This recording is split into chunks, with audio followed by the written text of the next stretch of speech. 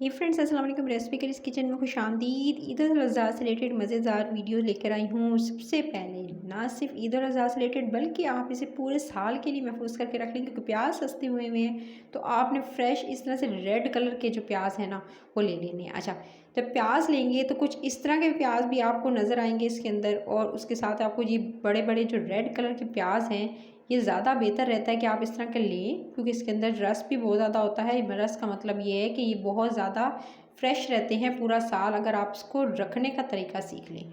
सबसे पहले तो आपने इस तरह के जो प्याज है ना, जिनके ऊपर इस तरह से कोई मार्क्स वगैरह हैं या इस तरह से निशान हैं, कहीं से ख़राब हैं, वो आपने अलग कर लेने हैं। तो इस तरह के प्याज़ों को आप अलग करते जाइएगा, और इस तरह के जो बिल्कुल सही हैं, बस इनके ऊपर से जो एक्स्ट्रा जो आप कह सकते हैं इसके जो ऊपर का छिलका वगैरह है वो आप साइड से उतारते जाइएगा।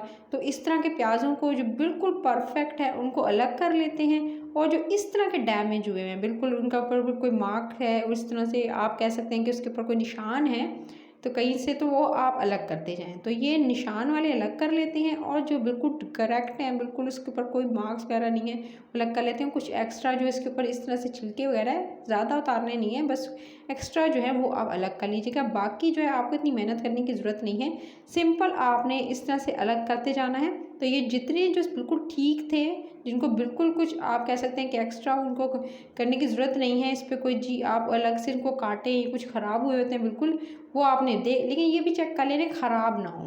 तो आपने सबसे पहले तो इस तरह से सारे जो है वो अलग कर लेना। ये जितने भी बिल्कुल परफेक्ट थे वो सारे प्याज मैंने अलग कर लिए हैं। इनको अलग करके स्टोर करने के दो तरीके बताऊंगी। दो तरीक़ों से आप कर सकते हैं, एक ईद उल अज़हा के लिए और एक पूरे साल के लिए। सबसे पहले तो पूरे साल के लिए जो आपने करने हैं स्टोर, उसके लिए सिंपल क्या करना है, सस्ती प्याज लेनी है जो कि आजकल हुई भी है, ले लें। उसके बाद ये जो बिल्कुल परफेक्ट वाले प्याज जो बिल्कुल आपने अलग किए हैं, इनको भी चेक भी कर लीजिएगा कहीं से कोई गला हुआ ना हो। सो आप इनको इस तरह से मिलती है, ये एक जाली सी होती है जो कि सब्जियां स्टोर करने के लिए आप जाएंगे तो बड़े बड़े जो है वो सब्ज़ी फरोश जो है इसको यूज़ करते हैं।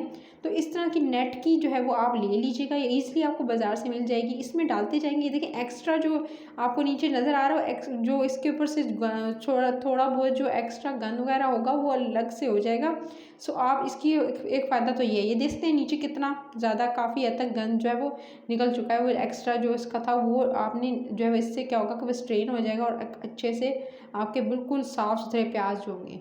अच्छा, इसको यूज़ करने का मकसद ये है कि इससे क्या होगा कि एक तो हवा लगेगी, जिसकी वजह से खुले एटमॉस्फेयर में आप इसे रख सकते हैं, आपके प्याज ख़राब नहीं होंगे। आप पैक करके रखें या टोकरी में रखते हैं तो क्या होता है बास्केट वगैरह में, तो ऊपर के हिस्से के जो ऊपर वाले प्याज हैं वो ठीक रह जाते हैं, लेकिन नीचे से ख़राब होना स्टार्ट हो जाते हैं। तो इस तरह से हवादार जाली में रखेंगे तो क्या होगा, ख़राब नहीं होंगे। और चाहे तो किसी ऊंची जगह पे लटका दें, किचन में मत रखेगा। अगर किचन में रखते हैं तो गर्मी की वजह से किचन की यानी चूल्हा चलता है, जिसकी वजह से जल्दी ख़राब हो जाते हैं। सो आप जैसे किसी बाहर जो है गैलरी वगैरह में रखते हैं तो पूरा साल इसको सेव कर सकते हैं। इस तरह से आप जैसे लटका कर किसी भी जो है वो आप कील से जो इस तरह से एक्स्ट्रा जो है किसी भी जो आप हुक से आप इसे लटका दें तो स्टोर कर सकते हैं। ये पूरे साल के लिए थे।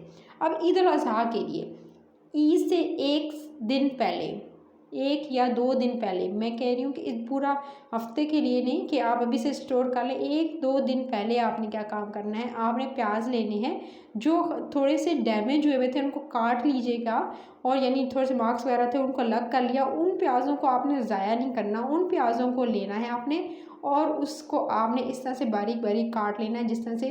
और इन प्याज़ों को आप बिरयानी, कौरमा, उसके अलावा आप बीफ, कितनी रेसिपीज़ हैं, कबाब वगैरह सब में जो है वो बीफ हो मटन हो सब में जो है यूज़ होगा प्याज। तो उसके लिए आप ये बेहतर है कि आप जो है वो इतना टाइम नहीं होता, इतनी डिशेस बननी होती हैं, तो आप चाहे तो क्यूब्स में काट लें, लंबाई में इस तरह से स्लाइसिस में काट लें, या फिर छोटे छोटे जो है वो आप इसे चॉप कर लें प्याज को। कई तरह से जो है प्याज को काट के आप जो ख़राब थोड़े से थे जिस पे थोड़ा मार्क्स था, उन प्याज़ों को इस तरह से काट लीजिएगा। अभी आपको सिर्फ डेमो दे रही हूँ कि आपने इस तरह से प्याज़ों को काटना है।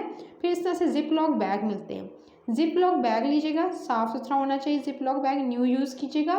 उसके अंदर, क्योंकि बाहर रखेंगे इसमें इतनी जल्दी बैक्टीरिया पैदा होता है कि ये आपकी सेहत के लिए ख़तरनाक हो सकता है। सो आपने बाहर नहीं रखना है। इससे एक दिन पहले आपने ये काम कर लेना है कि आपने प्याज़ों को इस तरह से काट कर, मैंने बताया तीनों तरीके से काट सकते हैं, इस तरह से स्लाइस में भी, चॉप भी कर सकते हैं। उसके बाद जिप लॉक बैग को अच्छे से टाइटली पैक कर दीजिएगा, और पैक करके फिर इसको आप फ्रिज में रख लें।